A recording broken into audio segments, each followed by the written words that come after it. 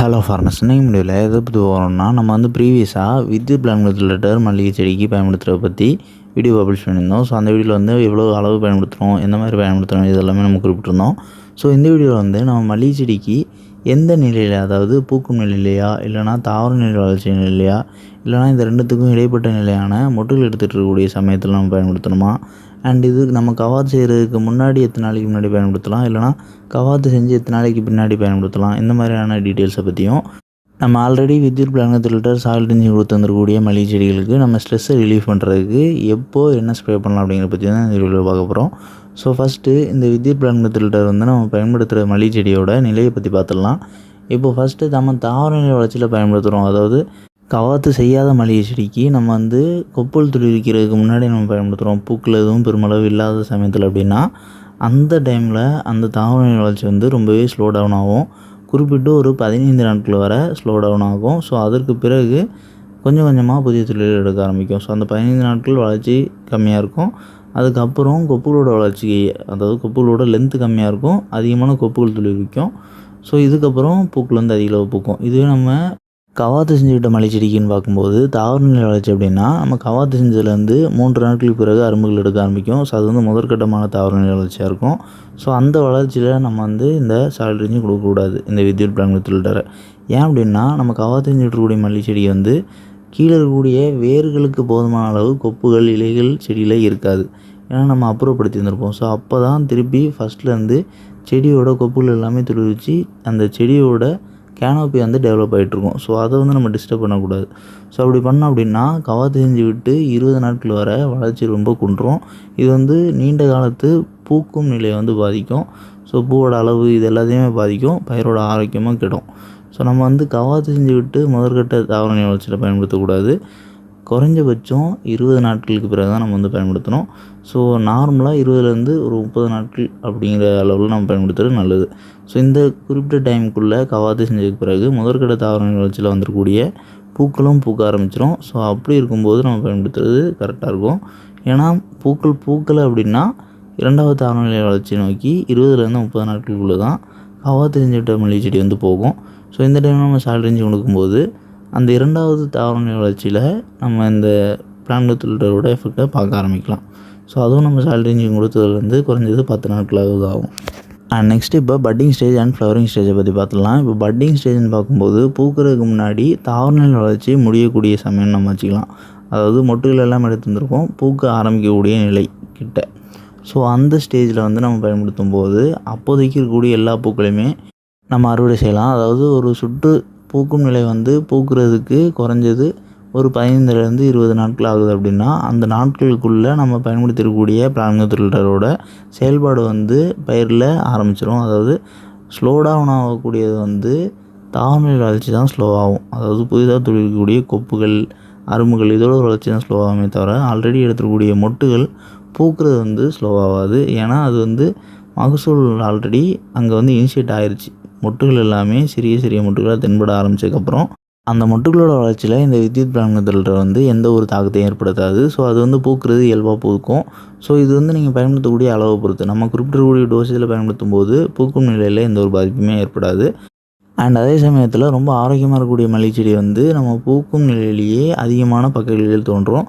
So நம்ம பூக்கும் நிலையிலையோ இல்லைனா இந்த பட்டிங் ஸ்டேஜ்லேயோ நம்ம வந்து பயன்படுத்தும் போது இந்த வித்யுத் பிளான்ட் லிட்டர் நம்ம சாயில் டிஞ்சி கொடுக்கும்போது அந்த ஆரோக்கியமாக இருக்கக்கூடிய மல்லிகை செடியில் அடுத்த கட்ட தாவர நிலை வளர்ச்சி வந்து பூக்கும் நிலையிலேயே எடுக்கக்கூடிய வேகம் வந்து குறையும். அதுக்கு காரணம் இந்த பிளான்ட் லிட்டர் தான். அதை நம்ம ஏற்கனவே குறிப்பிட்டிருந்தோம். புதிது துளிர்க்கக்கூடிய கொப்புகள், அரும்புகளோட வளர்ச்சி தான் இந்த பிளான்ட் லிட்டர் வந்து குறைக்கும். அதுவும் தற்காலிகமாக தான். அது வந்து 15லேருந்து 20 நாட்கள் வரை குறைக்கும். ஸோ இது வந்து ரொம்ப ஆரோக்கியமாக இருக்கக்கூடிய மல்லிகை செடிகளுக்கு வந்து இன்னுமே குறையும். அதாவது ஒரு 10லேருந்து 15 நாள் அப்படின்னு நம்ம எடுத்துக்கலாம். ஸோ இது வந்து நம்ம பூக்கும் நிலையில் பயன்படுத்தும் போது அப்போதைக்கு பூக்களையும் அறுவடை செஞ்சுக்கலாம். அண்ட் அந்த அரும்புகள் எடுக்கக்கூடிய நாட்கள் வந்து நமக்கு பெருமளவு தாமதப்படுற மாதிரி தெரியாது. ஸோ இந்த பட்டிங் ஸ்டேஜ் அப்படிங்கிறதும் சரி, இல்லைனா ஃப்ளவரிங் ஸ்டேஜ் பூக்கும் நிலையாக இருக்கிறதும் சரி, இந்த மொட்டுகள் இருக்கக்கூடிய பருவத்துலேயும் பூக்கும் நிலையாக இருக்கக்கூடிய பருவத்துலேயும் நம்ம வந்து நார்மலாக இருக்கக்கூடிய மல்லிகை செடிகள், அதாவது கவாத்து செஞ்சு விடாத மல்லிகை செடிகளுக்கு நம்ம பயன்படுத்தும் போது நம்ம குறிப்பிட்டிருக்கக்கூடிய தாக்கம் ஏற்படும். அதுக்கான பலன் கிடைக்கும். லேட்டராக, அதாவது நம்ம இந்த வித்யுத் பிளான்ட் லிட்டர் பயன்படுத்தி ஒரு 15 நாட்களுக்கு பிறகு அரும்புகள் எடுக்க ஆரம்பிக்கும். அது வந்து பூக்க ஆரம்பிக்கிறதுக்கு அந்த பூக்கும் நிலை முடிஞ்சு அதுலேருந்து ஒரு 15 நாட்கள் ஆகும். ஏன்னா அப்போ தான் எடுத்துக்கூடிய அரும்புகள் எல்லாமே திருப்பி மொட்டுகள் உற்பத்தி செஞ்சு அது வந்து பூக்க ஆரம்பிக்கணும். ஸோ இதுவே கவாத்து செஞ்ச மல்லிகை செடிகளுக்கு நம்ம எப்போ பயன்படுத்தலாம் அப்படின்னு பார்க்கும்போது, ஆல்ரெடி நம்ம குறிப்பிட்ட போல் மொட்டுகள் எடுத்துக்கூடிய டைமில், அதாவது கவாத்து செஞ்சதுலேருந்து 20 நாட்களில் மொட்டுகள் இருக்குன்னா நம்ம அந்த டைமில் சாயில் ட்ரின்ச்சிங் கொடுக்கலாம். இதுவே 25வது நாள் பூக்கள் பூக்க ஆரம்பிக்குது அப்படின்னா அந்த டைம்லேயும் சாயில் ட்ரின்ச்சிங் கொடுக்கலாம்.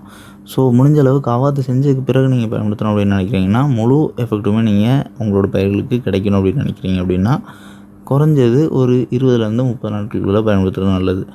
ஏன்னா 20 நாட்கள் அப்படிங்கும்போதே மொட்டுகள் எடுக்க ஆரம்பிச்சிடும். அண்ட் எடுத்துக்கூடிய தாவரநிலை வளர்ச்சியோட இலைகள் எல்லாமே கொஞ்சம் கொஞ்சமாக முற்ற ஆரம்பிக்கும். அதாவது அந்த இலைகளோட வளர்ச்சி முழுவதுமாக நிறைவடைய ஆரம்பிச்சிடும். ஸோ இந்த டைமில் நீங்கள் பயன்படுத்துகிறது சரியானதாக இருக்கும். ஸோ அதுக்கு முன்னாடி பயன்படுத்தக்கூடாது.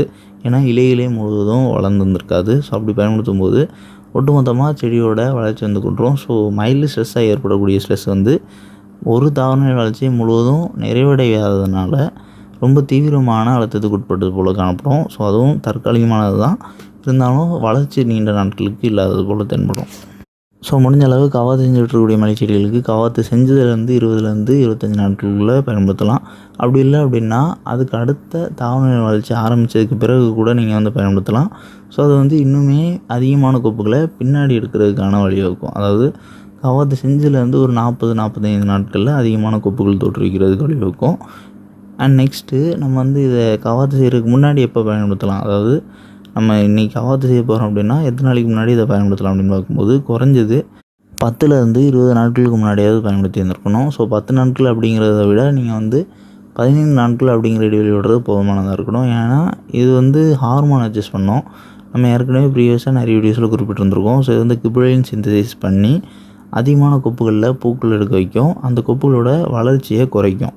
ஸோ இதுதான் இதோட முக்கியமான செயல்பாடு. ஸோ அதனால் நம்ம கவாத்து செஞ்சு விட்டதுக்கு பிறகு துளிர்க்கக்கூடிய எல்லா அரும்புகள்லேயும் மொட்டுகள் வரணும் அப்படின்னா, நீங்கள் கவாத்து செய்கிறதுக்கு குறைஞ்சது 10லேருந்து 20 நாட்களுக்கு முன்னாடி நீங்கள் சாயில் ட்ரின்ச்சிங் கொடுத்துருந்துருக்கணும். ஸோ அப்படி நீங்கள் கொடுக்கும் பட்சத்தில் நீங்கள் கவாத்து செஞ்சதுக்கு பிறகு எடுக்கக்கூடிய அரும்புகளில் அதிகமான பூக்கள் எடுக்க வைக்கலாம். ஸோ இந்த 10 நாட்கள் அப்படிங்கிறத வந்து நீங்கள் ஹாஃப் டோசேஜ் பயன்படுத்துகிறீங்க அப்படின்னா அவங்களுக்கு பொருந்தும்.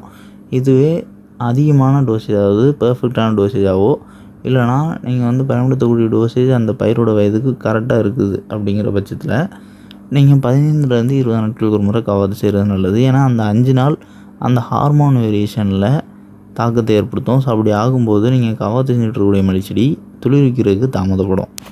அண்ட் நீங்கள் ஸ்க்ரீனில் பார்க்கக்கூடிய மல்லிகை செடி எல்லாமே கவாத்து செஞ்சு 20 நாட்கள் தாண்டிடுச்சு. ஸோ இந்த 20 நாட்கள் தாண்டிய மல்லிகை செடிகளுக்கு தான் நம்ம வந்து ஆல்ரெடி சாயில் ட்ரின்ச்சிங் கொடுத்துருந்தோம், இந்த வித்யுத் பிளான்ட் ஃபில்டரை.